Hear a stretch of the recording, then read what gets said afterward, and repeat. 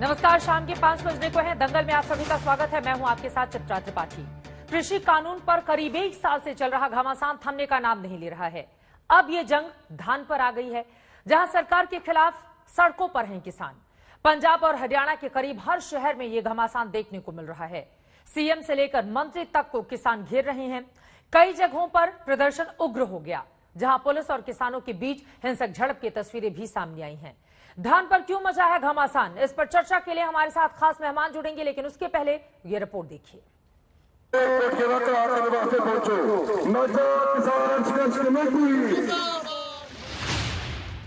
महात्मा गांधी की जयंती पर जब सत्य, शांति और सत्याग्रह के संदेश पूरे देश में गूंज रहे हैं, ठीक उसी वक्त हरियाणा और पंजाब के शहर शहर में किसान शक्ति प्रदर्शन कर रहे हैं।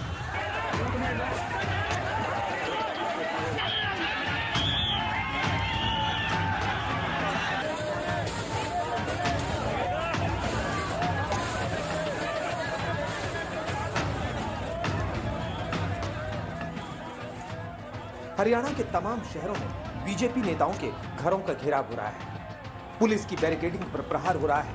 किसान अड़ गए हैं और प्रशासन से सीधे सीधे लड़ गए।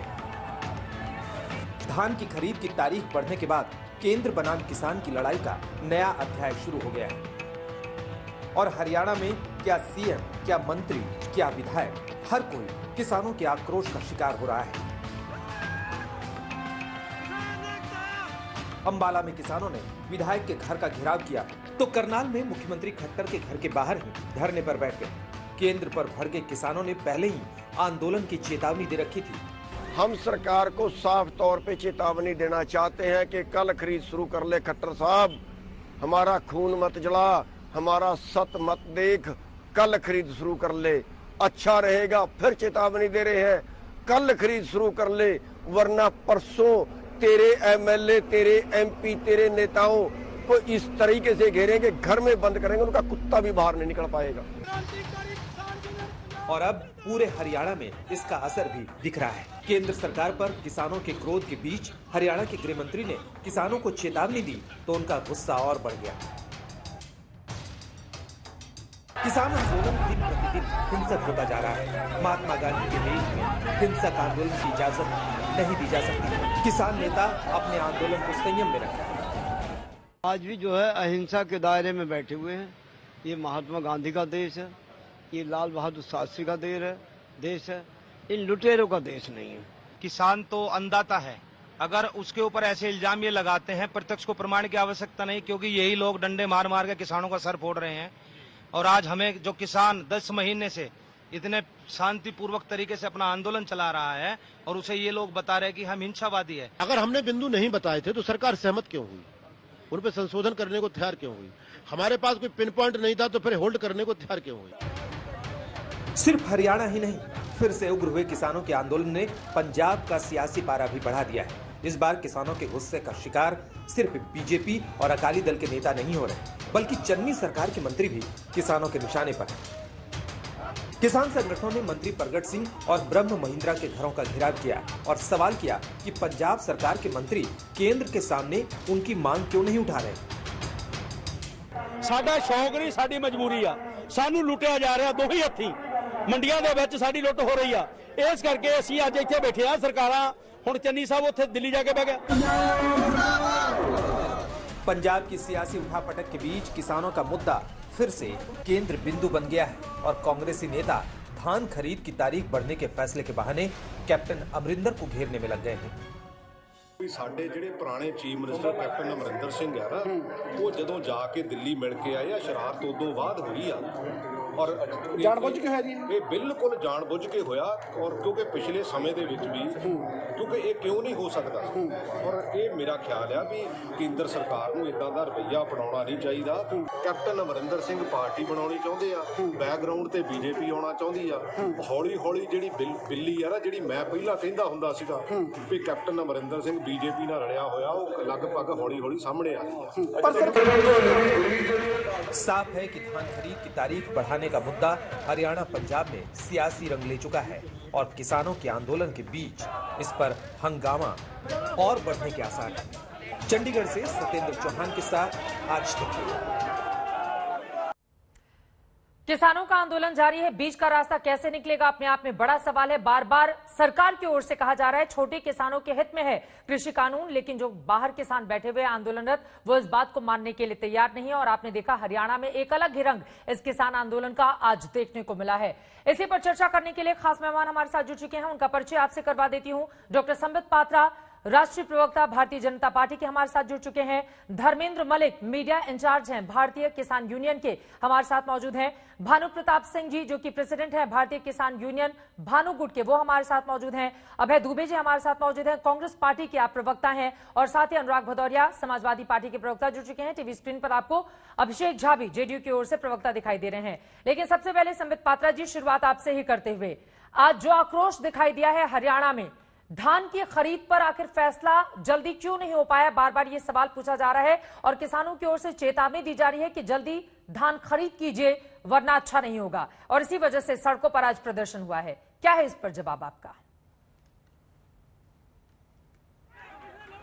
देखिए, दो कारण हैं। पहले तो धान की खरीदी को 1 अक्टूबर से, जबकि अमूमन वो खरीदी शुरू होती है पंजाब और हरियाणा में, उसको स्थगित करके 11 अक्टूबर तक किया गया।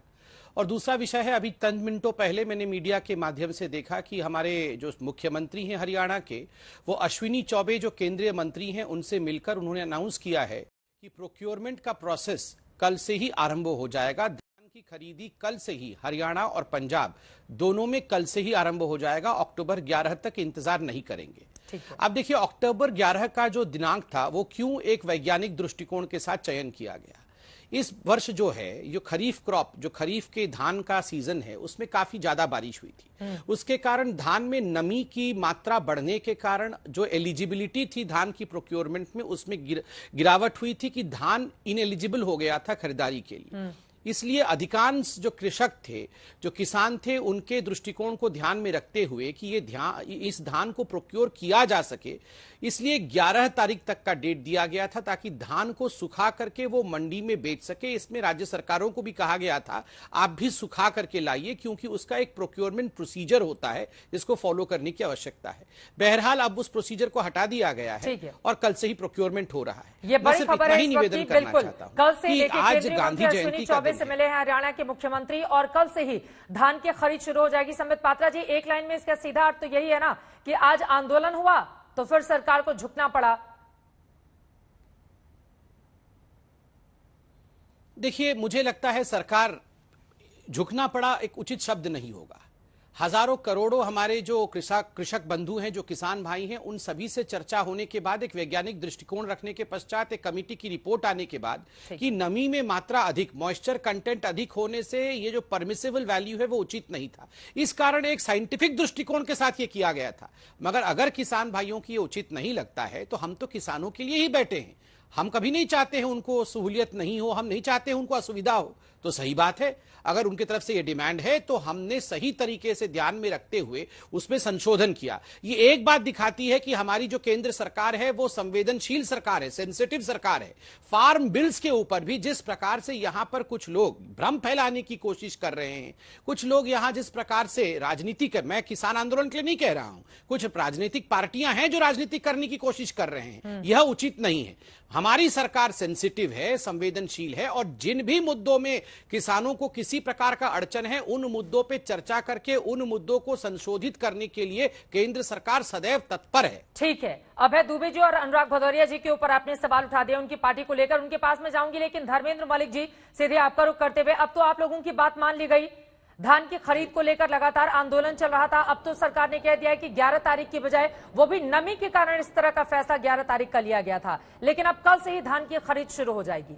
खुश हैं अब आप लोग, धर्मेंद्र मलिक जी, सरकार के इस फैसले के बाद? जी नहीं, देखिए, जो सरकार काम करती है, ठीक काम करती है तो ठीक कहना चाहिए। अगर संबित पात्रा ने ये ऐलान किया है आज तक के माध्यम से, तो हमारा आंदोलन भी शाम तक समाप्त हो जाएगा। देखिए, लेकिन मैं आपको बताऊं कि सरकार ने चिट्ठी जारी की कि 1 अक्टूबर से खरीद होगी।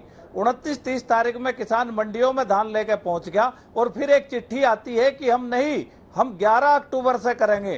तो देखिए चित्रा जी, किसान जो इन्होंने कहा ना, वैज्ञानिक जो रीजन बताए, देखिए वैज्ञानिक रीजन ये है कि किसान खुले में खेती करता है, उसको क्या पता कब फसल मेरी पक के तैयार होगी और बारिश हो जाती है, तो इसमें मेरा क्या दोष। दूसरा, नमी अगर मॉइस्चर उसमें होता है तो नमी नापने की मशीन होती है, उसका नुकसान किसान को होता है, न कि सरकार को होता है। ये सीधा सीधा सरकार का जो फैसला था ये बिलों को अप्रत्यक्ष रूप से लागू कराने की तरफ था कि 10 दिन किसान मंडी में रह नहीं सकते और प्राइवेट प्लेयर को बेच जाएंगे। दूसरा, मैं ये भी कहना चाहता हूं कि कल 3 तारीख में बारिश की संभावना है। अगर किसानों का धान नहीं खरीदा जाता तो कल हमारा लाखों मीट्रिक टन धान मंडियों में बर्बाद हो जाएगा। अब तो बात मान ली गई है, पानी भरेगा, पानी भरने के बाद धान हमारा अब तो बात मान ली गई है आपकी, कल ही से खरीद शुरू हो जाएगी। बिल्कुल धन्यवाद है सरकार का। जैसे ही वहां पे कोई अलाउंस होगा या सबित पात्रा जी ने कहा है कोई चिट्ठी भेजेंगे, आज ही हमारा आंदोलन खत्म हो जाएगा। सरकार ने किसानों की बात सुनी। देखिए, यह किसी को झुकाने और हटाने की लड़ाई नहीं थी। फसल हम देश के लिए पैदा करते हैं चित्रा जी, उस फसल को हम अपने घर में भी नहीं रख सकते, कहाँ लेके जाएंगे उस धान लेकिन को? ये जो आंदोलन अलग अलग बॉर्डर पर चल रहा है वो कब खत्म होगा, ये भी बड़ा सवाल है। ठीक है, आप अपनी बात को आगे बढ़ाएगा अभय दुबे जी। आज तो चन्नी सरकार के मंत्रियों का भी किसानों की ओर से घेराव किया गया, ये कहते हुए कि दरअसल पंजाब के ये मंत्री उनकी बात को केंद्र सरकार तक ठीक तरीके से पहुंचा नहीं रहे हैं। तो कांग्रेस भी निशाने पर रही आज कांग्रेस किसानों की। नहीं, बिल्कुल दृढ़ता से आवाज पंजाब की सरकार ने उठाई और ये हक है किसानों का। किसी भी राज्य में किसी भी राजनीतिक दल की सरकार हो, ये उनका अधिकार है। मुझे इससे भी बहुत बड़ी गंभीर चिंता अब सताने लगी है संबित पात्रा जी के बयान के बाद। मैं समूचे देश के किसानों से कहता हूं कि जो भारतीय जनता पार्टी के प्रवक्ता का स्टेटमेंट है वो चिंता की लकीरें बढ़ाता है। कैसे, मैं बताता हूं आपको। सरकार ने 17% तक मॉइस्चर कंटेंट को अलाउ किया है धान में और 16% तक किया है चावल में। आज ये कह रहे हैं कि नमी बड़ी मात्रा में चावल में है, जो मैं उम्मीद करता हूं कि इन्होंने स्टेटमेंट दिया है तो सरकार ने उसका मूल्यांकन किया होगा, उसकी जांच कराई होगी। अगर ये नमी होते हुए वो किसान लेकर आएगा तो क्या आज संबित पात्रा ये कहेंगे कि अधिक नमी का चावल स्वीकारा जाएगा, धान स्वीकारा जाएगा? क्योंकि वो रिलैक्सेशन ऑर्डर पहले नोटिफाई करना पड़ता है सरकार को कि अगर 17% से अधिक भी नमी हुई, जो कि मैडम ने जब भी रामविलास पासवान जी को सोनिया गांधी जी ने चिट्ठी लिखी, उन्होंने रिलैक्स किया इन नॉर्म्स को। मगर आज की दिनांक तक जब हम डिबेट कर रहे हैं उन नियमों को शिथिल नहीं किया गया है, उनमें मॉइस्चर कंटेंट में छूट नहीं दी गई है। इसका अर्थ क्या है? दूसरा बड़ा षड्यंत्र मैं बताता हूं। ये कहते हैं कि धान इतने दिनों में सूख जाता तब सरकार प्रिक्योर करती। अरे साहब, जानते हैं किसानों को क्या नुकसान है उससे? किसानों को ये नुकसान है चित्रा त्रिपाठी जी की उनका वजन कम हो जाता है। अगर वो एक तो लागत बढ़ जाती है, इनपुट कॉस्ट, क्योंकि वो सुखाने की अलग से प्रक्रिया करता है, और जब सुखाता है तो उसका वजन कम हो जाता है, मतलब दूसरी मार। और 20 लाख टन तो अकेला हरियाणा की मंडियों में आकर पड़ा है। और मैं सहमत हूं किसान नेता से, और ये अकेला किसान नेता का आरोप नहीं है, ये लागत और मूल्य आयोग ने भी आरोप लगाया मोदी सरकार पर कि दाल खरीदकर ऐसे समय बाजार में उतारती है तब किसानों की फसलें आने वाली होती है और प्राइसेस क्रैश होती है। मैं जवाब ले लेती हूं। और अब तो केंद्रीय मंत्री की ओर से इस बारे में ऐलान भी कर दिया गया है। अश्विनी चौबे की ओर से ऐलान कर दिया गया है पंजाब हरियाणा में धान की खरीद कल से ही शुरू होगी। लेकिन संबित पात्रा जी, जो कांग्रेस पार्टी की ओर से अभय दुबे जी ने सवाल खड़े किए हैं उस पर जवाब दीजिए आप। देखिए, जहां तक कांग्रेस पार्टी का सवाल है, चित भी मेरी पट भी मेरी का विषय है इनका। आप खरीदी शुरू कर दीजिए तो इनका आक्षेप रहता है कि आखिर खरीदी शुरू क्यों कर दी, अभी तो धान जो थे वो सूखे नहीं थे, उनमें नमी है, उनका रिलैक्सेशन लेटर कहाँ है? अभी लेटर आएगा और इसमें कोई दो मत नहीं है कि उसमें रिलैक्सेशन भी रहेगा। एक सेकंड रुकिए, मैं तो आपके बीच में कभी रिलैक्सेशन का ऑर्डर अलग आता है। संबित पात्रा जी, क्यों है आप लोग तो डेमोक्रेसी वाले हैं, आप लोग बीच में क्यों बोलना शुरू कर देते हैं? चित्रा जी, इनको बुलवाइए, फिर ये चले जाएंगे। कल जैसे इनकी बहन चली गई थी सुप्रिया सिंह, तो उठ करके फिर ये चले जाएंगे एक एक करके, इसलिए ये बोल ले पहले। ठीक है, तो फिर मैं आऊंगी। अभय दुबे जी, मैं आऊंगी आपके पास। संबित पात्रा जी, अपनी बात खत्म कीजिए, 3 और लोग इंतजार कर रहे हैं। देखिए, जहां तक कांग्रेस पार्टी का सवाल है, आज इनको जवाब देना चाहिए जो किसानों ने परगत सिंह जी से पूछा है। और परगत सिंह ने जवाब देते हुए कहा है कि ये सारा करनी धरनी कैप्टन अमरिंदर सिंह का था। मैं तो पंजाबी समझ सकता हूं और मैं देख रहा था परगत सिंह जी क्या बोल रहे थे। परगत सिंह जी कह रहे थे कि ये सारी गड़बड़ी कैप्टन अमरिंदर सिंह की है और अमरिंदर सिंह ने ही इस प्रकार से डेट को आगे सरकाने का काम कैप्टन अमरिंदर सिंह ने कराया है। तो ये कांग्रेस पार्टी पहले तो इसका जवाब दे कि खुद इनके लोग ये सब काम कर रहे थे ना। परगत सिंह तो आप ही के मंत्री है ना चन्नी सरकार में, वो तो बीजेपी के एजेंट नहीं है। तो ये आपके ही, अभी तो कैप्टन अमरिंदर सिंह कांग्रेस से गए भी नहीं है, अभी तक जहां मैं जानता हूं पार्टी बनाएंगे नहीं बनाएंगे अगला विषय है, अभी तक तो कांग्रेस पार्टी में है। कल तो मान मनोवल भी चल रहा था, हरीश रावत कह रहे थे हमने तो कोई भी उनके ऊपर आक्षेप नहीं लगाया, आप रुक जाइए, हमारे पास ही रुक जाइए। तो आप पहले बताइए ये सब किया धरा कैप्टन अमरिंदर सिंह का है क्या? अभय दुबे जी, कैप्टन अमरिंदर सिंह पर मौजूदा कांग्रेस के जो नेता है वहां के, वो ठीकरा क्यों फोड़ रहे हैं, ये सवाल पूछ रहे हैं संबित। वो देखिए चित्रा जी, एक तो पहली बात ये समझ लेना चाहिए कि केंद्र सरकार सभी राज्यों में केंद्र सरकार के आधार पर राज्य सरकारें प्रिक्योर करती है, राज्य सरकार नहीं प्रिक्योर करती, एक बात। इसलिए ये कहना कि कांग्रेस की सरकार ने उसकी तारीख नहीं, तारीख आपने आगे बढ़ाई। परगट सिंह जी का यह कहना था कि जब अमरिंदर सिंह दिल्ली में मिल रहे हैं अलग अलग नेताओं से, तो उन्होंने किसान के इस मुद्दे को मुखरता से क्यों नहीं उठाया, ठीक है, क्यों वो सिर्फ राजनीतिक रोटियां सेक रहे हैं। ये कहा 135 लाख टन प्रिक्योर किया है पिछली बार पंजाब की सरकार ने, पंजाब के किसानों का धान हिंदुस्तान का सबसे अधिक सम्मिलित मात्रा दी, जानते हैं आप। इसलिए वो व्यथित है क्योंकि मंडियों में अनाज आकर पड़ा है, कौन जिम्मेदार होगा बताइए। चलिए ठीक है, सभी जी इसका जवाब देंगे, लेकिन बाकी लोगों को भी जल्दी से मैं लेकर आती हूँ, सब लोग इंतजार कर रहे हैं। सभी जी मैं आऊंगी आपके पास, एक बार बाकी लोगों की भी बात हो जाए। अनुराग भदौरिया आपके पास आते हैं, उसके बाद भानु जी और अभिषेक झा आपके पास आऊंगी। अनुराग भदौरिया जी, प्रधानमंत्री नरेंद्र मोदी की ओर से बार बार ये कहा जा रहा है और जो बातें उन्होंने कही हैं वो मैं शब्दशः पढ़ देती हूं। राजनीतिक धोखाधड़ी है, कृषि कानूनों का विरोध जिस तरह से हो रहा है, अगर किसान हित में किए गए सुधारों को आप देखेंगे तो विरोध करने वाले आपको बौद्धिक बेईमान नजर आएंगे और इसके जरिए सीधा निशाना खासतौर से विरोधी पार्टियों की तरफ है, आप लोगों की ओर से, आप लोगों की तरफ है। देखिए प्रधानमंत्री जी ने बिल्कुल सही बोला, ये राजनीतिक धोखा है। दो इनकम दुगनी करने की बात हुई थी किसानों की, किसने इनकम दुगनी करने की बात की थी? भारतीय जनता पार्टी ने। तो क्या किसानों की इनकम दुगनी हो गई? ये राजनीतिक धोखा उनके साथ नहीं है। किसान जिसको हमारा देश का अन्नदाता है वो लगातार धरने पे बैठा है, उसकी मौतें हो रही, क्या राजनीतिक धोखा नहीं है? आंदोलन किसान को करना पड़ता है, जब किसान की बात सुनी जाती तो क्या राजनीतिक धोखा नहीं है? मैं पूछना चाहता हूँ, गप्पू भाई हमारे जो यहाँ बैठे हैं, जो इतनी देर से गप मार रहे थे, वो गप मारते मारते भूल गए कि ये बोल रहे हैं कि सरकार संवेदनशील है। अब ये कौन सी भाषा है अनुराग भदौरिया जी?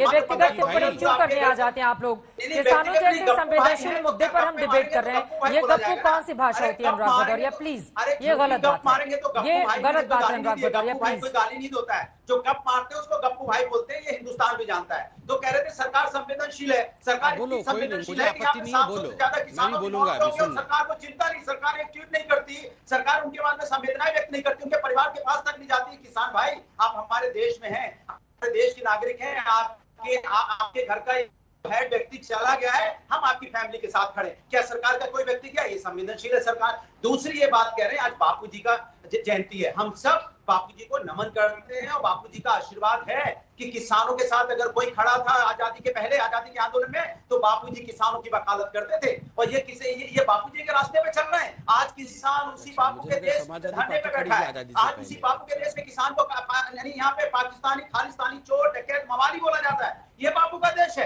ये बापू का देश जो किसानों के लिए जीते बढ़ते थे, वो किसानों की आवाज उठाते थे। स्वामी सहजानंद के साथ किसान की आवाज उठाई थी बापू जी ने, और ये बोला था कि उन्होंने आंदोलन किया था किसानों के लिए। आज बापू के देश में किसान भटक रहा है, अपने अधिकार के लिए सोचिए, उसके बेटे सरहद पे बैठे हम हमारे देश की सुरक्षा कर रहे हैं, वो किसान यहाँ पे बैठ के बारिश में भीग रहा है, किसान की फसल बर्बाद हो रही है, किसान की इनकम दुगनी की जगह किसान को लाके रोड पे खड़ा करके किसान बेचारा भूखा प्यासा आत्महत्या करने को मजबूर है। इस बापू के देश में गप्पू भाई थोड़ा गप मारना कम कीजिए, ये हिंदुस्तान है, बहुत दिन गप नहीं चलेगी। आने वाले चुनाव में आपको पता चलेगा किसान आपको रोड पे लाके खड़ा कर देगा। आज किसान को आप रोड पे खड़ा कर रहे हो, अभी 2022 में किसान ठीक है। अनुराग जी एक बार जवाब सुन लीजिए। भानु जी भी, भानु प्रताप सिंह जी भी अपनी बारी का इंतजार कर रहे हैं। संबित पात्रा के ऊपर चूंकि बहुत सारे सवाल आपने खड़े कर दिए हैं, जवाब सुनिए। संबित पात्रा जी, किसान आंदोलन में बीच का रास्ता सरकार क्यों नहीं निकाल पा रही, ये भी तो सवाल है ना। चित्रा जी, पहले तो मैं माननीय प्रधानमंत्री जी के जिस इंटरव्यू का आपने जिक्र किया और जो राजनीतिक धोखाधड़ी के विषय में और इंटेलेक्चुअल डिसऑनेस्टी के विषय में प्रधानमंत्री जी ने बात किया है, उस पर मैं बोलना चाहूंगा। प्रधानमंत्री जी ने कहा कि कुछ पॉलिटिकल पार्टीज जो 2019 से पहले अपने मैनिफेस्टो तक में वही सब बातें कहते थे जो अभी हमने किया है, वो आज उन्होंने यू टर्न लिया। उसका मैं 2-3 उदाहरण आपको दिखाता हूं। चित्रा जी, इनकी आवाज जरा कम रखिए, मैं बीच में चिल्लाना नहीं चाहता हूं, मैं तो शांति से, ये तो मुझे गाली दे रहे थे फिर भी मैं सुन रहा था। अनुराग भदौरिया जी, इनकी आवाज जरा कम रखिए आप कम प्लीज। से कम डिबेट की मर्यादा का ध्यान रखें। ये रोज रोज इस तरह का तरीका ठीक नहीं है। अनुराग जी प्लीज। ये कहाँ से मर्यादा है? मैं अपनी बात ना कहूं, राजनीति होगा। बापू का जयंती है, कम से कम चिल्लाइए तो मत बीच में। गांधी जी देखिए इसको देखो जरा, गांधी जी कैसे कैसे लोग आते हैं आजकल डिबेट। संवेदनशील मामला है, ये थोड़ा सीरियस। ये टूटी बंद कर दीजिए प्लीज चित्रा जी, ये टूटी बंद तो करो तभी तो मैं बोलूंगा। ये टूटी चलता रहेगा तो मैं बोलूंगा कैसे? अब मैं शांति से इंतजार करता हूँ, टूटी बंद होने के बाद बोलूंगा। अनुराग भदौरिया जी टूटी बंद कर दीजिए जरा चित्रा। अनुराग भदौरिया जी, डिबेट की एक मर्यादा होती है। अगर आपसे 2-3 बार रिक्वेस्ट किया जाए तो मुझे लगता है कम से कम उसका ध्यान। आप क्यों चाहते हैं कि रोज रोज आपका ऑडियो डाउन कराया जाए? आपके भी समर्थकों को अच्छा नहीं लगेगा ऐसा अगर मैं करूंगी तो। एक बार आपको मना किया जाए, अनुराग जी प्लीज, आपको मना किया जाए। 2 लोग और बैठे हुए, भानु जी बहुत देर से इंतजार कर रहे हैं। अब संबित पात्रा जी अपनी बात आगे बढ़ाइए। भानु प्रताप जी, मैं फौरन इसके बाद आपके पास आऊंगी। देखिए चित्रा जी, प्रधानमंत्री के उस वाक्य को यहां पर मैं रखना चाहूंगा। और सबसे पहले कांग्रेस के, देखिए फिर शुरू हो गया कांग्रेस के उस मैनिफेस्टो को जो 2019 का है। मैं यहां पे 2 बिंदु लेकर आया हूं। 2019 के मैनिफेस्टो का कांग्रेस का 2 पन्ना लेके आया हूं। आप 11वें पॉइंट को पढ़िए। Congress will repeal the agricultural produce market committees act and make the trade in agriculture produce including exports and interstate trade free for all restrictions. मतलब मंडियां बंद कर देगी, ये कांग्रेस पार्टी का कहना था। दूसरा, the essential commodities act 1955 belongs to the age of controls. हम एसेंशियल कमोडिटीज एक्ट हटा देंगे। और ये सबसे बड़े, देखिए फोटो दिखाऊंगा मैं अभी, ये अरविंद केजरीवाल जी हैं। ये अरविंद केजरीवाल जी हैं।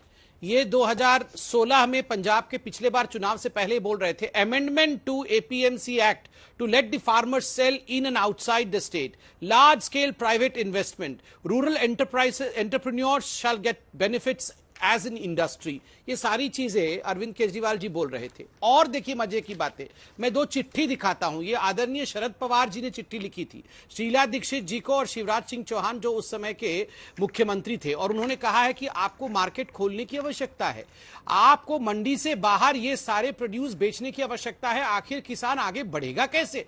आज ये सारे लोग सड़क पे बैठ करके यहां पर बंदूक चलाने की कोशिश कर रहे हैं ये नेता। और जहां तक आपने कहा कि बीच का रास्ता सरकार क्यों नहीं निकालती है, देखिए सरकार ने कहा है क्लॉज बाय क्लॉज डिस्कशन करिए। सरकार तो छोड़ दीजिए, कल सुप्रीम कोर्ट ने कितनी तल्ख टिप्पणी की है। सुप्रीम कोर्ट ने कहा है आपने दिल्ली को, आपने देश की राजधानी को बंधक बना दिया है और आप डिस्कशन क्यों नहीं करना चाहते हैं? मैं पूछ रहा हूं इस पूरे मसले में जो 3-4 भ्रम फैलाए गए थे, मैं एक सेकंड, जो 3-4 भ्रम फैलाए गए थे, कहा गया था कि हमारी जमीन जो है वो प्राइवेट कंपनीज हड़प लेगी। अरे टूटी भैया, ये हमारी जो जमीन है वो प्राइवेट कंपनीज हड़प लेगी। ये आप पंजाब सरकार का ही ट्वीट देखिए। एक सेकेंड, 3 लोग एक साथ बोलेंगे कैसे समझ में आएगा? किसी के बीच में बोलता नहीं हूँ, जैसे मैं बोलती हूँ जैसे मैं बोलता हूँ, ये सारे लोग क्यों ऐसे असहिष्णु हो जाते हैं? अभिषेक झा, एक बार भी उन लोगों के पास मैं नहीं जा पाई हूँ। धर्मेंद्र मंदिर जी, एक लाइन में बताइए किस बात से आप सहमत नहीं है? एक लाइन में। नहीं, मैं पात्रा जी की इस बात से सहमत नहीं होगी। उन्होंने कहा कि दिल्ली का दम घोट दिया। उन्होंने ये भी कहा है कि सरकार को निष्कर्ष निकालना चाहिए और ये कब तक चलेगा, ये भी तो कहा है ना सरकार को भी उन्होंने कहा है। जी बहुत देर से इंतजार कर रहे हैं, आखिर ये कब तक होगा? ठीक है, आखिर ये कब तक होगा? धर्मेंद्र मलिक ये सवाल पूछ रहे हैं संबित जी आपसे कि बीच का कोई रास्ता क्यों नहीं निकाल पा रही है सरकार? देखिए, नहीं, सुप्रीम कोर्ट के बारे में धर्मेंद्र जी पूछ रहे हैं। सुप्रीम कोर्ट ने किससे पूछा है आखिर ये कब तक होगा? ये सरकार से नहीं पूछा है, ये किसान यूनियन से पूछा है कि आखिर ये कब तक होगा। और आप एफिडेविट लिखकर बताइए कि आप इसमें इंक्लूडेड नहीं हैं। ये जो धरना कर रहे हैं, किसान यूनियन ने बताया है कि बॉर्डर पे जो धरना चल रहा है ये नहीं कर रहे हैं। अब कमाल की बात है, आप बताइए ये नहीं कर रहे हैं तो कौन कर रहा है? कौन कर रहा है ये धरना? ये धरना क्या, ये धरना हवा में हो रहा है? कौन कर रहा है धरना? ये तो सरकार की जिम्मेदारी है कि बीच का कोई रास्ता निकले। मैं भानु जी अब सीधे आपका रुख करते हुए, भानु प्रताप सिंह जी सीधे आपका रुख करते हुए, अभी जो स्थिति बनी हुई है, आज किसानों की ओर से आंदोलन किया गया हरियाणा में, पंजाब में, जिसके बाद सरकार की ओर से धान की खरीदी को लेकर फैसला ले लिया गया है। लेकिन उससे भी बड़ा सवाल है, आंदोलन खत्म कब होगा? आप लोगों का क्या टेक है भानु जी इस पर? ऐसा है, अभय द्विवेदी जी से और इनसे भदौरिया जी से कह दो कि ये मेरे बात में टोके ना, तो मैं बता सकता हूँ। बोलिए, कोई नहीं टोकेगा, करेंगे तो मैं नहीं फिर बोल सकता। कोई नहीं बोलेगा, बोलिए।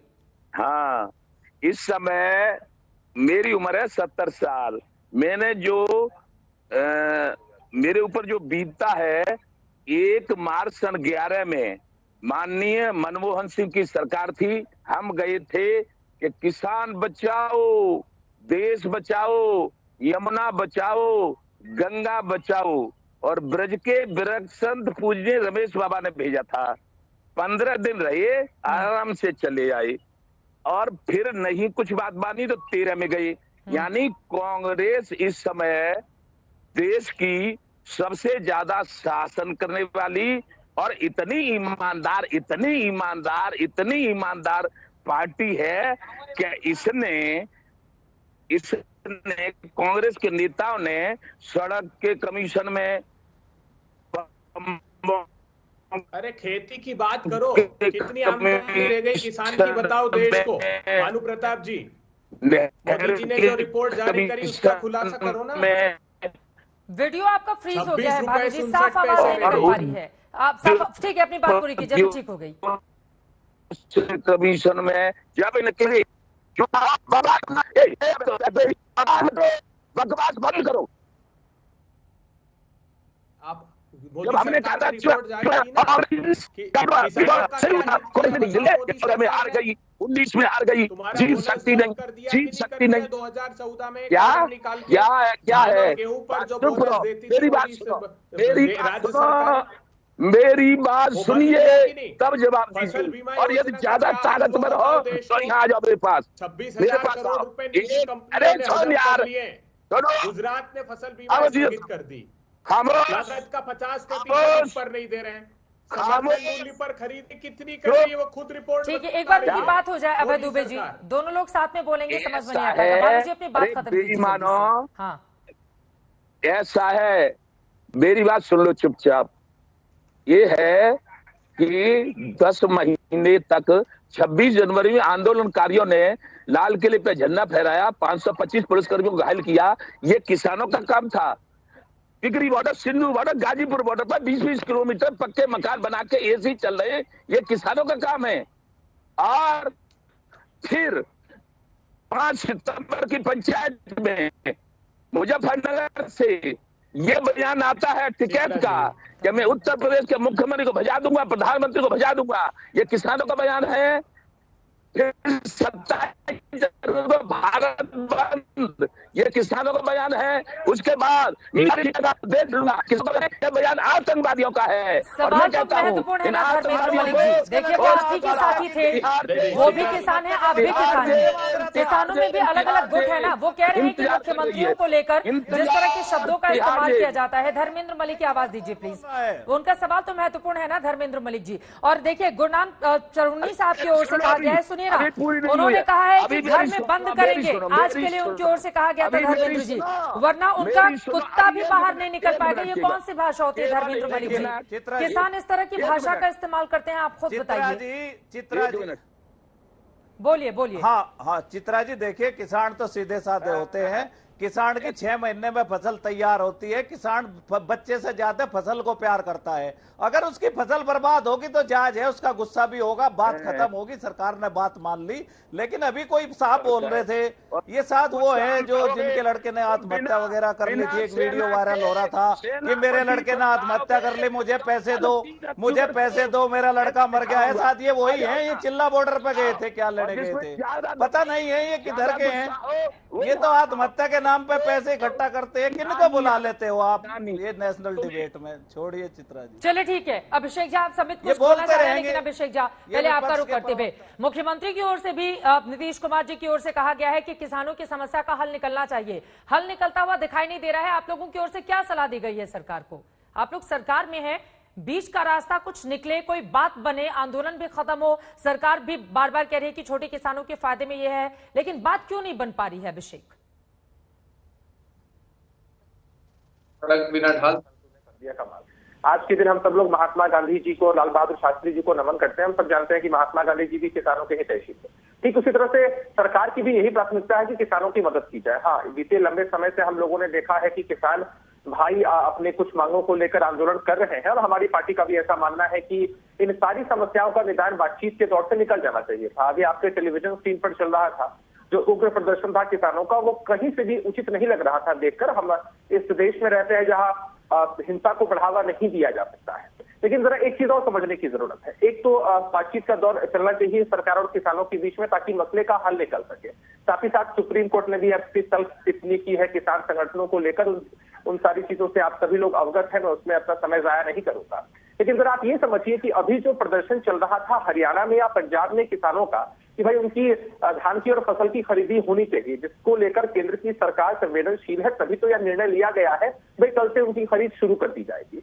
लेकिन जब ये मामला सामने आता है कि खरीद शुरू कर दी जाएगी, तो किसान संगठन से आए हुए हमारे भाई हैं, उन्होंने कहा कि ठीक है भाई, हम शाम तक अपना आंदोलन समाप्त कर देंगे। मतलब ये दिखता है कि किसानों ने अपनी मांग को रखा, सरकार संवेदनशील है, सरकार उनकी मांगों को मानती है और आंदोलन खत्म होने की बात हो सकती है। लेकिन उसी वक्त जो हमारी विपक्षी पार्टियां हैं, कांग्रेस के साथी यहाँ बैठे हैं, समाजवादी पार्टी के साथी यहाँ बैठे हैं, किस तरह से इन लोगों को मिर्ची लग गई। इन लोगों को तो ऐसा लगता है जैसे हमारे हाथ से एक मौका जा कैसे रहा है और इस मौके को हम जाने कैसे दे सकते हैं। इनको इस बात की मिर्ची लग गई कि भाई हमारे लिए राजनीति का एक सुनहरा मौका था कि भाई किसान भाई हमारे परेशान हो रहे हो, कंफ्यूजन के शिकार भी हो रहे हो। भले ही केंद्र की सरकार उनकी मदद करना चाहती है, लेकिन इनको अपनी राजनीतिक रोटी इसी आग में सेकनी है। इस तरह से इनका बर्ताव शुरू से लेकर अंत तक। अभय दुबे जी, अभी तो दूसरे किसान साथी भी हैं, ठीक है, उन्होंने भी तो साफ साफ बताया कि कांग्रेस को दूसरी पार्टी को इतने लंबे समय से आप वो कह रहे हैं कि किसान आंदोलन खत्म करेंगे तो फिर राजनीति आगे कैसे बढ़ेगी विरोधी पार्टियों की।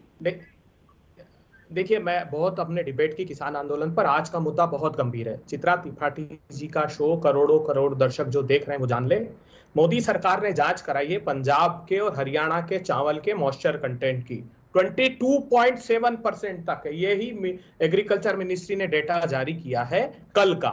उन्होंने कहा कि 22.7% तक नमी है और चित्रा जी, सरकार ने सिर्फ 17% तक की नमी को स्वीकारा है। इसका अर्थ है कि कल से जो स्वांग रच रहे हैं खरीदी का, वो एक दाना भी किसान का खरीदा नहीं जा सकता, क्योंकि 22.7% की नमी। वो कह रहे हैं 77% और 139% ज्यादा बारिश। मेरे पास वक्त नहीं है, एक लाइन में अगर संजय जी अपनी बात आप क्लोज कर पाए। मुझे यहाँ पर ब्रेक के लिए रुकना है। बार बार वो सरकार पर ही सवाल, सारी गेंद तो सरकार के पाले में है ना, खासतौर से ये जो आंदोलन चल रहा है बीते तकरीबन 1 सालों से, इसका हल कैसे निकलेगा? संबित पात्रा जी, सबसे बड़ा सवाल तो यही है। देखिए, हल कभी हिंसा से नहीं निकलता है, हल हमेशा बातचीत से निकलती है। और आज 2 अक्टूबर है, 2 अक्टूबर है। महात्मा गांधी हमेशा बातचीत में विश्वास करते थे। ठीक है, प्रधानमंत्री जी ने बार बार कहा है, आइए टेबल के इस पार उस पार बैठे, बातचीत करें और समाधान करें। अब समाधान कैसे होगा, ये अपने आप में बड़ा सवाल है। वक्त मुझे इतने की इजाजत देता है।